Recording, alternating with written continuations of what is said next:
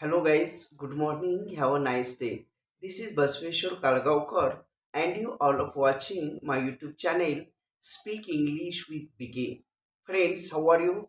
I hope all of you guys are fine. May I right? Okay, welcome back to my channel Speak English with Begin. Friends, today we are going to learning very interesting topic, that is question sentences making by the use of helping words. Question sentences making by using helping words, that is have and has. तर मित्र हो, आजच्या video लेक्चरमध्ये आपण have आणि has हे जे helping verb किंवा टू बीची सहाय्यकारी रूपे आहेत किंवा यालाच मॉडेल ॲक्सेलरीज किंवा मॉडेल्स असे म्हणतात. तर या वर्डचा हॅव आणि हॅजचा उपयोग करून इंग्रजीमध्ये प्रश्न कसे विचारले जातात किंवा प्रश्नार्थक वाक्य कशी बनवली जातात याविषयी सविस्तर आपण जाणून घेणार आहोत. व्हिडिओ अतिशय खास होणार आहे, तेव्हा प्लीज व्हिडिओला कुठेही स्किप करू नका. पूर्णतः व्हिडिओ पहा जेणेकरून आपल्याला पूर्णतः कन्सेप्ट क्लिअर होतील. Okay, so guys let's start today's topic, that is use of have has, that is to bees helping verbs in making question sentences. म्हणजे इंग्रजीतून प्रश्न कसे विचारले जातात किंवा प्रश्नार्थक वाक्य कशी बनवली जातात याविषयी आपण जाणून घेणार आहोत. Okay, so guys let's start. Have. प्रथमतः आपण हॅव या टू बीच्या सहाय्यकारी रूपाचा उपयोग प्रश्नार्थक वाक्य बनवताना इंग्रजीमध्ये कसा होतो हे पाहूया. हॅवचा उपयोग कधी करायचा? तर मित्र हो, ज्या वेळेला करता आय असेल किंवा यू असेल किंवा वी किंवा दे असेल, म्हणजे करता आय, यू, वी किंवा दे किंवा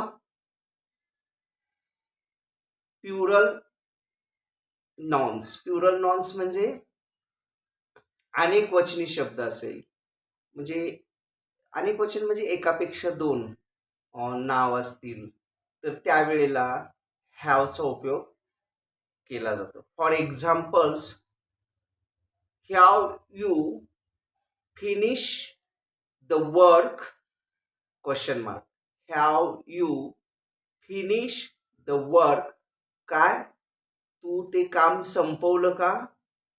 have you finish the work शेवटी क्वेश्चन मार्क. तर याचा मिनिंग काय होतो? काय तू ते काम संपवलं का? किंवा दुसरं एक्झाम्पल द्यायचं झालं तर have you eaten dinner question mark. Have you eaten dinner, तू संध्याकाळचे जेवण घेतलास का किंवा जेवण केलास का? किंवा have you eaten and orange question mark, काय तू ऑरेंज खाल्लास का? किंवा have you taken the bath question mark, तू स्नान केलास का? किंवा हॅव यू टेकन टी, तू चहा घेतलास का? Have you taken the tea, तर तू चहा घेतलास का? किंवा have you return the letter question mark, तू पत्र लिहिलास का? किंवा have she written the homework question mark, काय तिने होमवर्कचा लिहिलंय का किंवा स्टडी केलंय का? किंवा have you eaten and orange question mark, काय तू संत्र खाल्लंस का?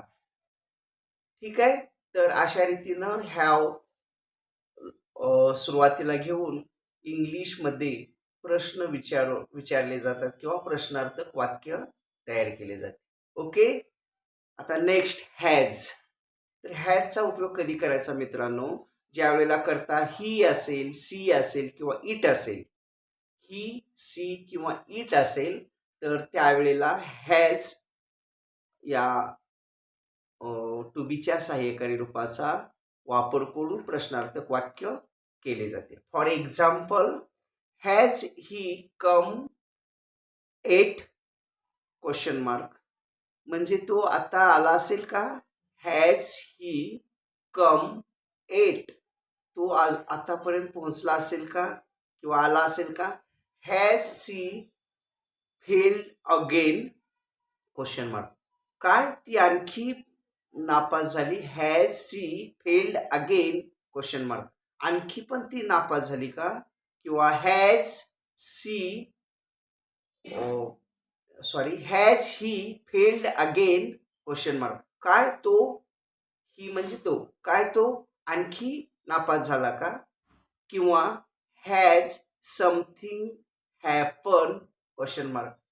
काय इथं काय घडलंय का? हॅज समथिंग हॅपन म्हणजे इथं काय घडलंय का?